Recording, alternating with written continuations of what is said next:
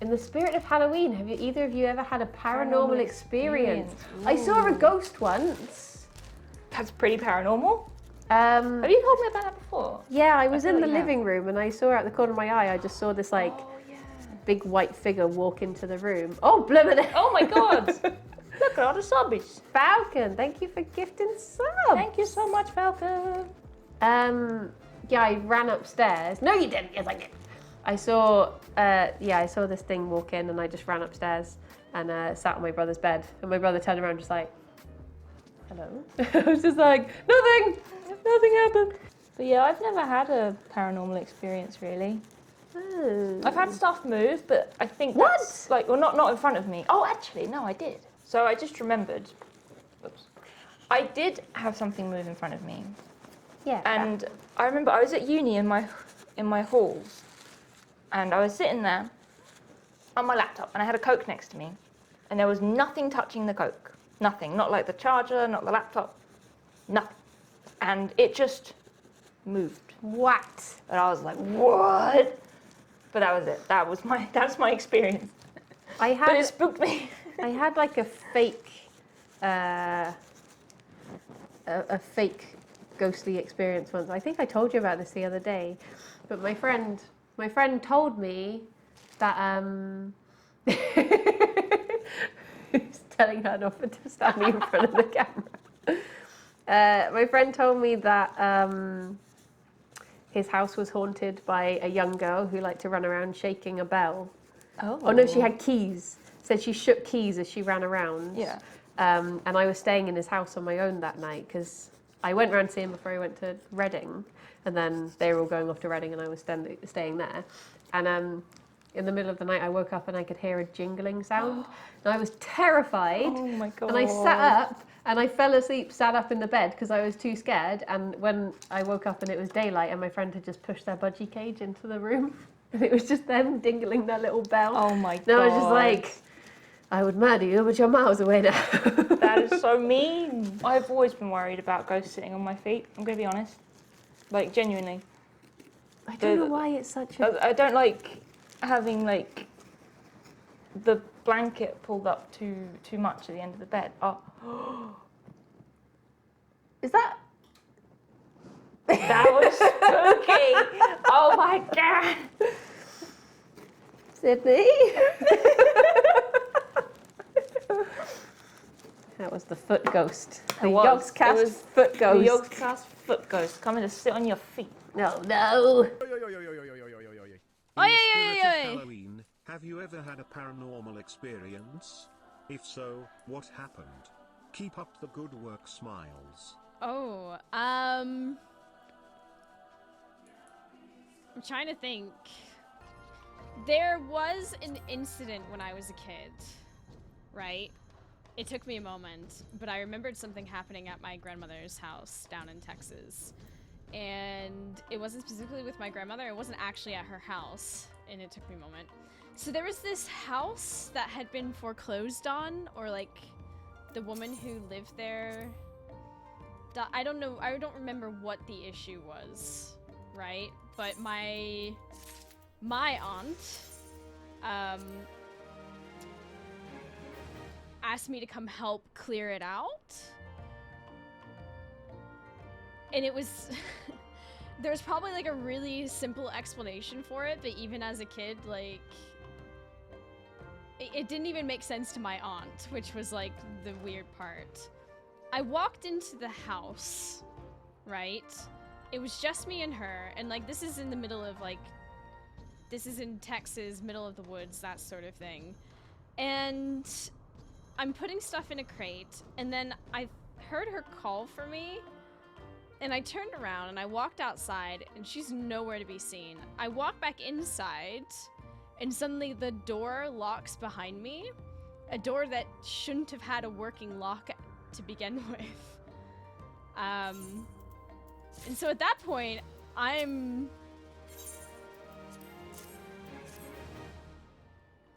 pretty sure you were stealing a dead woman's belongings. It wasn't like anything. We were cleaning the house. The belongings had, for the most part, been removed by that point. It was more like because of where the house was located, nature had kind of like, you know, taken hold, I guess. So it was like, it was pretty messy inside. It was more picking up stuff that had like fallen over and all that. And I just remember walking out the front of the house and turning around and like finally seeing my aunt and being like, and she just went, what the hell, what do you mean? And she just sent me back to my grandmother's house because, yeah, it was very strange. It was very, very strange. I still to this day don't know what to make of it.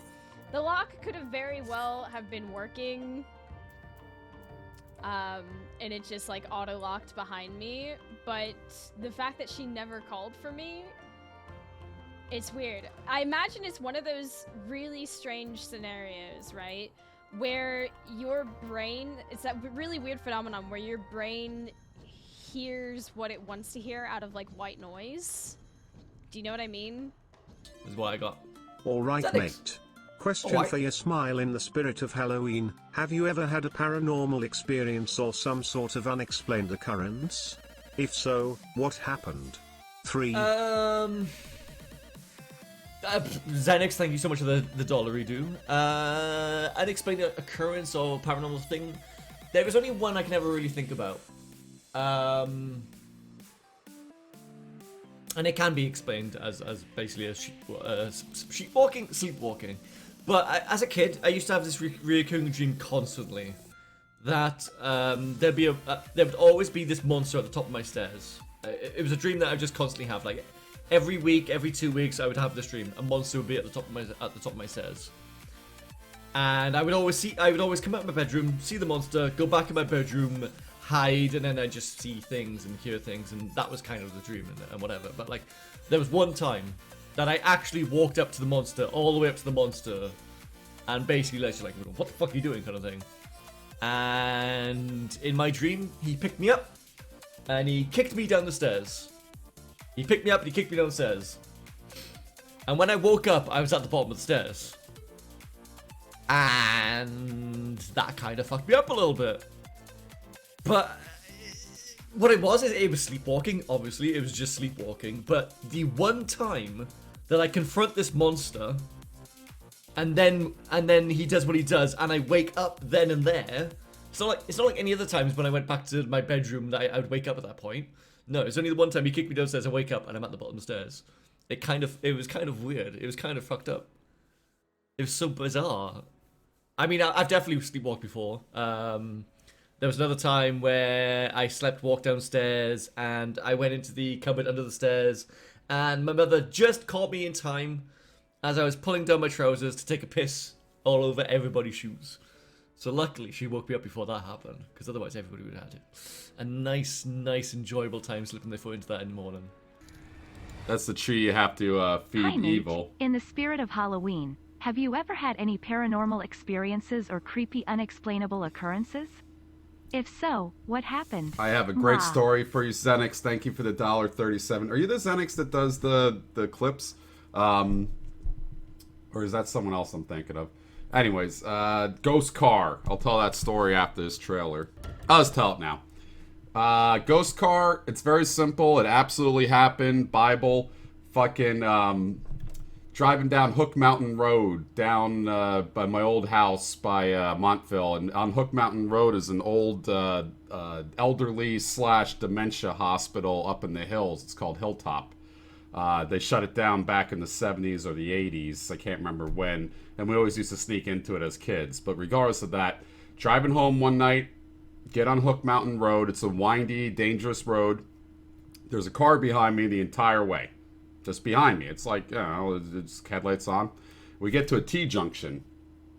Left, right. That's all you could go. What up, Rebask? I made a left. I looked up, car gone. It was behind me at the fucking light. I looked up, it was still behind me. I made a left, I looked up, it was gone. Ghost car. I'm not sure what the fuck, how to explain that. They didn't make a right, they didn't go in reverse.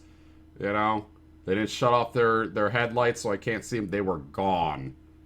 And I have no idea how that happened to this day, unless I was blisteringly high, which is also a good chance. But, ghost car. I was under the influence of pot at the time. Don't drive and smoke at the same time. I was a younger man then. I was 19 years old. Oh yeah, my haunted room next door. So I have, this is not a single apartment, right? Down that hallway over there is another room.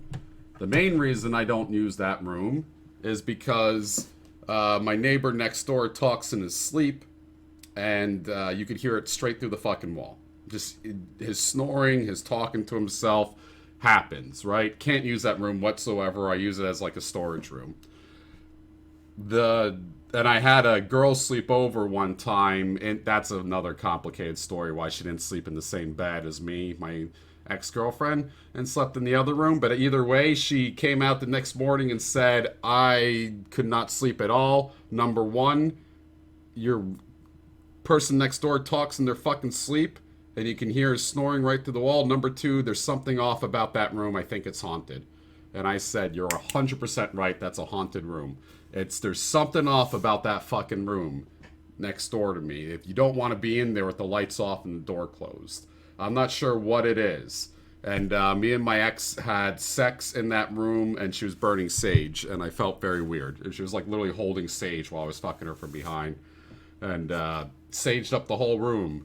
I'm not sure if the ghost is still in there, but it feels haunted. And there's certain areas of the world that feel haunted like that. Like there was a sub pump room in my granddad's basement where it was blue. It was a door with the glass pane, and the glass combined with the sub pump and the water in there, whatever, made it glow blue, a very light blue.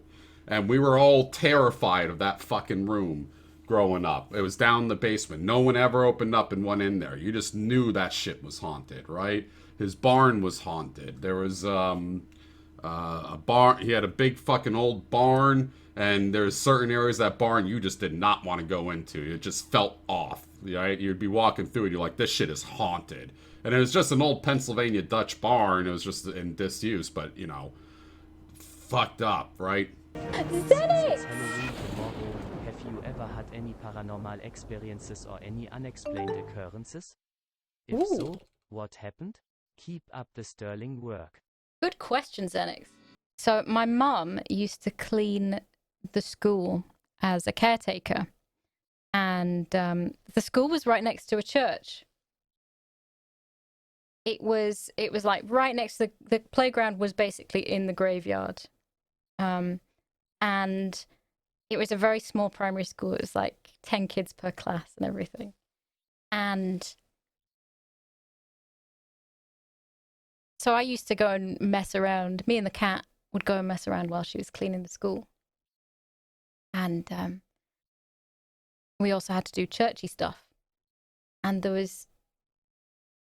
So we went into the church one time to get something.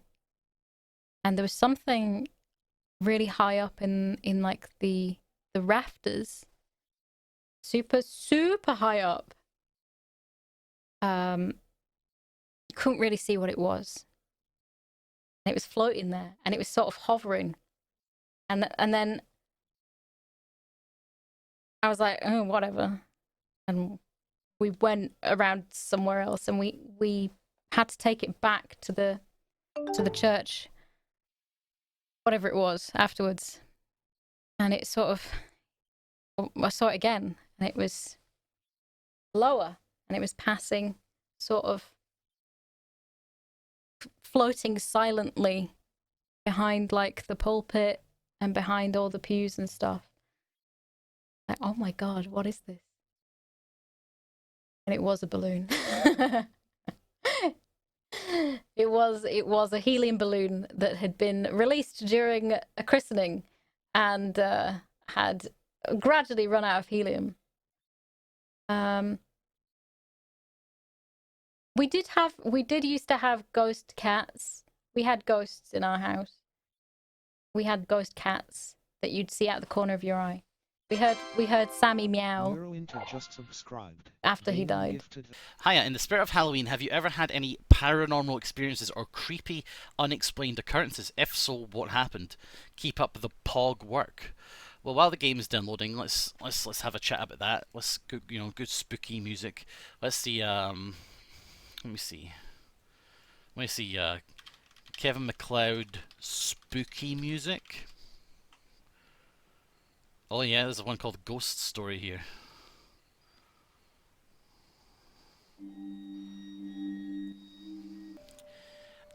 I'm going to tell you a story, but you're going to be so unimpressed with it.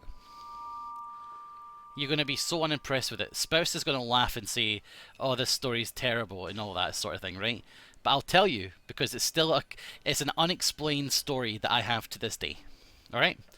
Now, it's not going to involve ghosts or anything like that. This is a kind of a techie mystery, right? Yeah, the chat room one. Now, so I have told this on stream before, but this one still boggles my mind. Was that I got an ad randomly on an IRC chat room from a guy called GhostServe, who told me to sit in a channel and wait for them to come back. And he said if I didn't do it, they would give my password to everybody. And I said, don't talk rubbish, you don't have my password. And then they typed the first letter of my password with the amount of dashes it was for the rest of my password. And I was like, oh, okay, maybe you do have my password then. So then I went into the channel and I sat there and I waited. And he never came back. Now, you might be thinking, that's a kind of a boring story. And it is a boring story. But the thing is, there's some technical limitations that should have made this encounter impossible. For a start, on an IRC server, names that contain the letters SERV are not able to be used at all by anybody. They're reserved. There's no hacking, there's no nothing that can do this. At the time, I was big on IRC. I used to make bots. I used to like write little scripts and stuff like that. It wasn't possible because the name SERV was reserved for NickServe, which controlled the nickname authentication process, and ChanServe, which was the channel authentication process. And that would disallow. And it was also MemoServe, which was the internal memo bot system. There was tons of them, tons of serves. There's no such thing as GhostServe, and they certainly didn't talk, right? So I got a DCC, which is a direct chat communication, which means that they, out of nowhere, sent me a direct IP to IP conversation request, which isn't super unusual, but it is odd. It's not like a DM. It's like a private thing. And then they said that, and they had that name. And immediately I was like, how have they got that name? What's going on here? I immediately took it quite seriously because they had this name, which is not possible. Shouldn't be possible. And I went into the channel. The channel was called GhostServe as well. That's not possible. Again. And I sat there. He made me an operator as I entered, put me in control of the room, and then he left. And I stayed there for hours and hours waiting for him to come back, and he never did. So, creepy and unexplained? Yes. Maybe not ghosts, what you were expecting. It's a kind of an esoterical mystery. You know, the cynical amongst you will say, oh, it was just a hacker. It was just a hacker.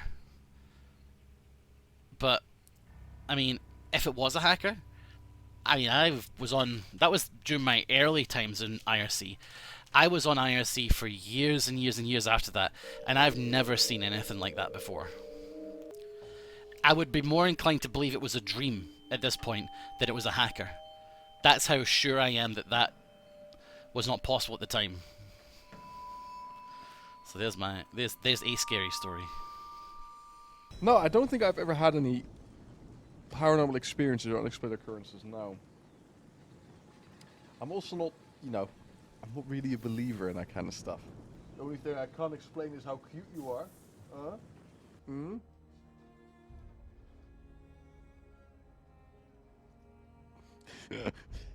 That's the only inexplicable thing. How cute this boy is. Bubba. You're so good boy. Oh boy.